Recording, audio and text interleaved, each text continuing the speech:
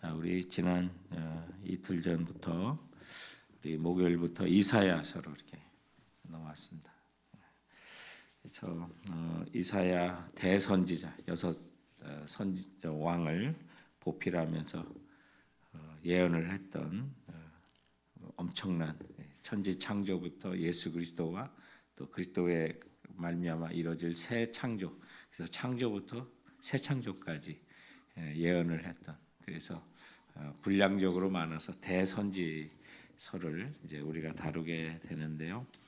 오늘 이제 하나님께서 이스라엘 백성, 자기 백성에 대해 이제 실망한, 그러나 이사야가 활동했던 때는 남왕국 유다도 그렇고 북왕국 이스라엘도 그렇고 경제적으로 가장 강성했을 때, 그래서 그렇게 물질이 풍부하다 보니까 이방 세계의 어떤 우상들이나 또 습관들이 들어왔던, 그래서 영적으로는 굉장히 이제 무너지기 시작하는 시대에 이사야가 사역을 시작했던 것이었고, 그래서 하나님께서 이스라엘 백성을 버리시는 것이 그들이 하나님을 버렸고 하나님 백성답지 않았던 모습이었다는 사실을 이제 하나님께서 말씀을 하고 계시는데, 전반 부분에 대해서는 이제 그 모든 것들이 예수 그리스도로 인해서 이제 회복될 것을, 그래서 주님으로 말미암아 진정한 샬롬, 평화가 이루어지게 되는 사실을 말씀하고 있는데, 오늘 저희들이 이제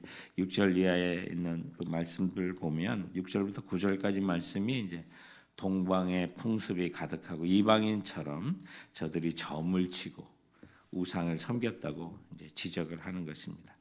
여기 동방이라는 것은 이방 민족을 표현하는 그런 표현이었고요. 이스라엘의 서방 민족이 지중해로 막혀가지고, 그래서 이스라엘에서 말하는 이제 동방 민족은 이방 민족을 대표하는 어떤 그런 총칭으로 사용되고 있었던 시대에 이 말씀을 주신 것입니다. 그래서 하나님을 섬기지 않고 또 우상을 섬기면서 그러한 문화들을 그대로 받아들여서 그들의 풍습을 쫓았던 것에 대한 하나님의 지적입니다. 그렇다면 우리는 어떻습니까? 돌아보면 우리는 진리의 말씀대로 그대로 살고 있는지, 아니면 이 세상의 사람들의 생활 습관, 문화적인 환경은 그렇다고 하더라도 저들의 가치관을 우리가 따라가느냐, 세상의 가치관, 물질적인 가치관을 우리가 그대로 수용하고 그것이 정말 복인 줄 알고 따라간다면 오늘 이 하나님의 이 책망은 우리를 향한 책망이 그대로 되는 것입니다. 그래서 하나님께서는 이런 이스라엘 백성들에게 오늘 이제 말씀 속에 오라 우리가 여호와의 빛에 행하자라고 이렇게 초대를 하는 겁니다.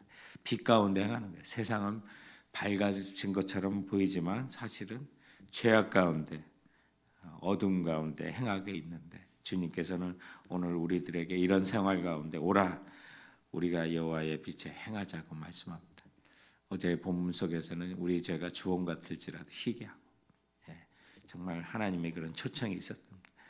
마지막 날이 되면 오늘 오직 하나님만이 임재하신 하나님의 성전만이 굳게 설 것이고, 만방의 많은 백성들이 하나님의 전에 모여들 것이며, 하나님의 심판이 임하여서 나라와 나라가 더 이상 갈등과 분쟁에 휩싸이지 않고 평화를 누리게 되는 날이 올 것입니다.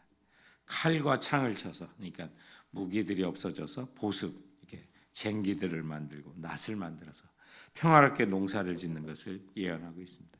당시에 주신 말씀이기 때문에 이렇게 말씀을 주셔야 이해를 했어요.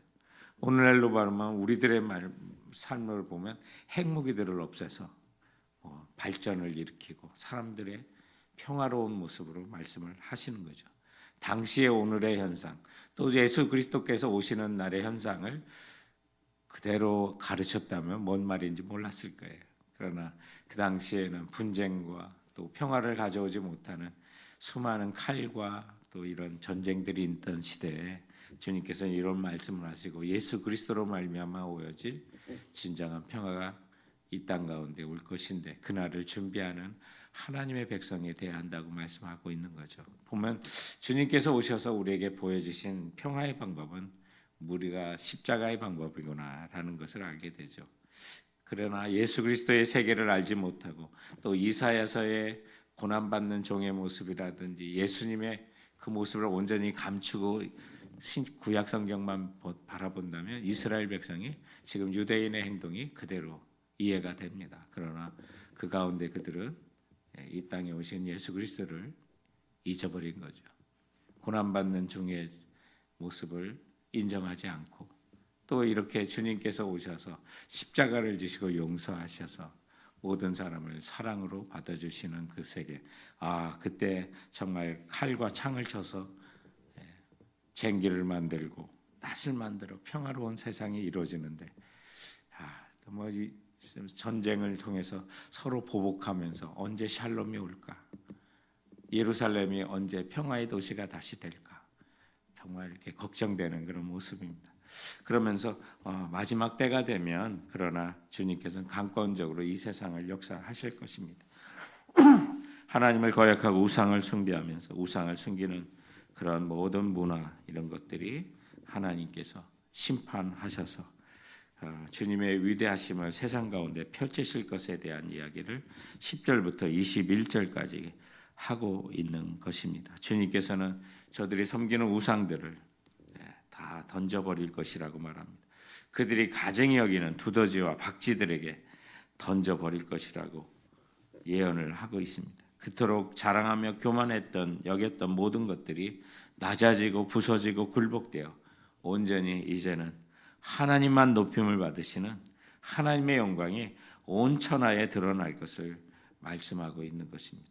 13절에 나오는 레바논의 높고 높은 모든 백향목은 부귀와 건세를 누리는 자들에 대한 의미하는 표현입니다. 당시에 사막 기후에서는 나무가 일단 귀해요. 그 나무 귀한데 레바논의 백향목 하면 정말 고급 가재, 고급 목재가 되는 거니까 레바논 백향목으로 뭘 만들었다 그러면 아주 엄청난 우리로 한국 살 때 이태리 대리석 만져보지도 못했는데 고급 호텔이나 부자들은 쓰는 것처럼 바로 이스라엘에도 부귀와 권세의 그 상징이 레바논의 백향목이었어요. 또 바산의 모든 상수리나무 풍부한 환경 속에 우상을 섬기는 것을 의미하는 표현들이었는데 그러나 마지막 때가 되면 인간이 의지하는 모든 것들은 하나님 앞에 낮아지고 부서지고 무력하게 될 것을 예언하고 있습니다. 그래서 오늘 이런 말씀을 통해서 22절에 결론적으로 우리에게 너희는 인생을 의지하지 말라는 거예요.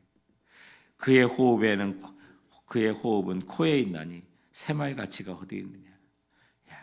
여러분 숨. 근데 이게 딱 멈추면 이게 사망하는 거잖아요. 그거 가지고 너희들 그렇게 새마의 가치도 없다는 거 하나님께 영원하신 하나님의 입장에서 보면 인간이 그렇게 교만하고 또 높다고 해도 우리가 숨을 멈추면 끝나는 거 아니겠어요? 그러니 하나님 앞에 자랑할 것이 하나도 없다는 거예요. 그런데 이방 나라의 풍속, 어두운 세상에 넓은 길을 따라갈 것이냐? 그렇지 않대. 주님과 함께 밝은 깃으로 나와라. 주와 함께 행하자라고 주님은 오늘 우리에게 초청하고 있어요. 때가 되면 하나님의 모든 것들이 다 낮아지고 사라지고 하나님만이 홀로 영광받는 시대가 다시 돌아가게 될 것이다. 그러므로 5절에 있는 것처럼 그렇게 여호와의 빛에 행하라고 강조하고 있는 것입니다. 그 여호와의 빛에 행하라는 말씀은 하나님 말씀에 귀를 기울이고 그 말씀에 순종하고 살아가는 것을 의미하고 있는 것입니다. 그럴 때 비로소 우리의 인생도 주님과 같이 빛나게 될 것을 말씀하고 있는 것입니다. 그래서 오늘 저희들이 찬양한 부른 것처럼 주님의 영광이죠. 주님만이 영광을 받으실 것입니다. 우리 그날까지 심판하실 그날까지 심판 자리 그날까지 주님의 말씀 가운데 우리가 빛 가운데 행하겠습니다. 이것이 오늘 우리가 주님 앞에 올려드리는 기도 제목이며 또한 결심이 되기를 주님의 이름으로 축원드립니다. 오늘 말씀을